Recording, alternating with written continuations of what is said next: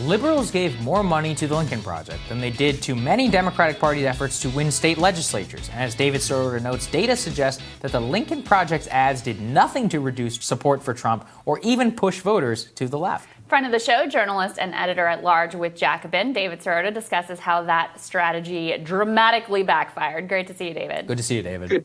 Good to see you. So over at the poster, you've got some new data of just how bad the Lincoln Project ads actually were at persuading real human beings rather than titillating and delighting resistance liberals. Talk to us about that.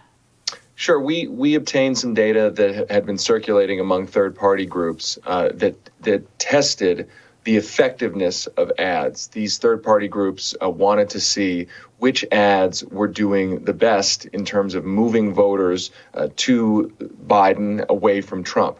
And what the data showed in the, I think it was about 18 ads that they tested from the Lincoln Project and another Republican, quote-unquote, never Trump Republican group, that for the most part, the ads were not particularly effective, certainly in most cases not more effective than other groups' ads or the Biden campaign's ads. A lot of them were really not very effective at all, kind of hovering around the didn't move anybody kind of ratings. And then some ads actually tested that may have pushed the test panels to actually end up supporting Donald Trump.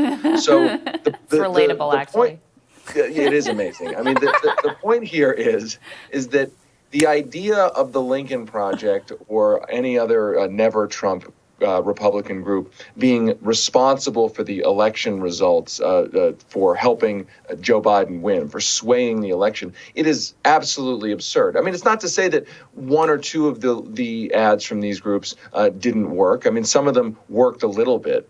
But the idea that this group, I mean, you see, I saw Brian Williams, I think, on MSNBC said, the Lincoln Project should take a victory lap because they're essentially the ones who won the election. And we have to understand that not only is that not substantiated by the data, because remember, the Lincoln Project said that its core mission was to peel away Republican support from Donald Trump. And Donald Trump ended up getting more Republican votes in 2020 than he did in 2016. But it's not only that the data does not substantiate the idea of the never Trump Republicans playing a pivotal role here. It's also that they're trying to downplay the role that progressives and the base of the Democratic Party played, communities of color, progressives, organizers. So it really is an effort. It's almost really stolen valor, right? So running out there and saying, we are responsible. We're the ones who should be credited as a way for them to try to maintain credibility and relevance in a post-Trump world. Yeah, and that's actually what I'm really intrigued by, David. So you have some data there. What did work? What were the ads that were most effective for Biden? The ads that proved to be most effective were ads that either told Biden's story, his biographical story, and linked it to his values, or ads that actually made a contrastive or positive case for what would happen that would materially improve people's lives if and when Trump was defeated. So a lot of the Lincoln Project ads were kind of scoffing at Trump, making fun of Trump in a very personal way. And that didn't prove to be particularly effective. And the thing is what comes through in this data is that people wanted to know how their lives would be materially improved. Big shock. People want to know what the consequences of an election will be for them. And so the ads personally attacking Donald Trump may have gotten a lot of media attention. They may have gotten a lot of clicks on Twitter, but did they actually move voters? The data would suggest they didn't do a heck of a lot to do that. And certainly that it was not a good use of the many tens of millions of dollars that were spent on these ads versus, as you pointed out previously, hey, maybe trying to win over some state legislative seats so that there could be a more Democratic favorable redistricting coming after the census. That's what's really a killer, is when you really think about, $67 million went to the Lincoln Project.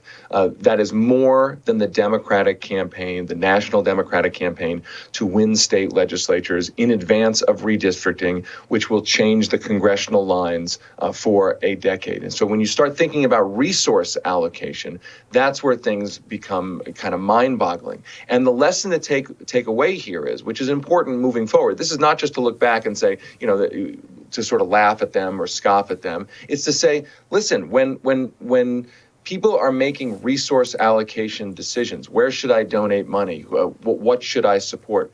It shouldn't just be, I saw a YouTube video, it looks kind of fun, I'm gonna kick in money to that. It should be, hey, what's the best use of my resources to help actually live my values and win power for the policies that I want. And we have to have a much more nuanced view of that, I think. Yeah, I mean, it's kind of a broader problem because not just, the Lincoln Project raked in these tens of millions of dollars and basically set it on fire. You had Senate candidates like Amy McGrath, like Jamie Harrison, who raised unbelievable amount, what it was like $200 million between the two of them to perform incredibly poorly. I mean, actually, the socialist candidate who ran in Tennessee, who raised basically no money, performed the same as Amy McGrath, who was Resistance Hero, raised $100 million. Crazy.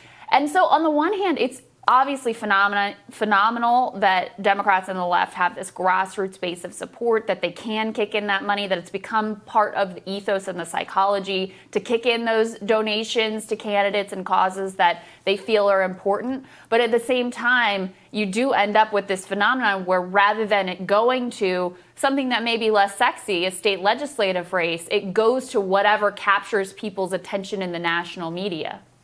That's a really good point, and I would add one thing to it, which is that the scandal of polling and polls being so inaccurate, and yet everybody obsessing over polls. Think about it this way, that when a poll says that a race is close, or, the Jamie Harrison is ahead in multiple polls in South Carolina, and then Jamie Harrison ends up losing by 10 or 12 points. And this is not to pick on him specifically. Mm-hmm. It's only to, this happened in Kentucky with Amy McGrath.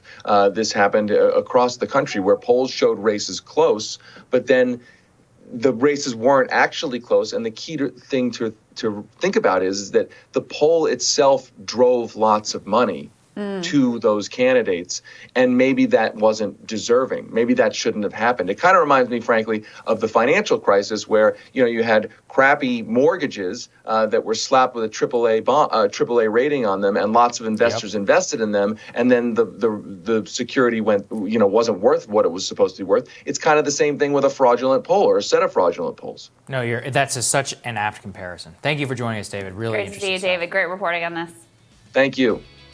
Coming up, Team Rising talks about whether President Obama may have upset some Americans and resulted in a Trump presidency. That's when Rising continues.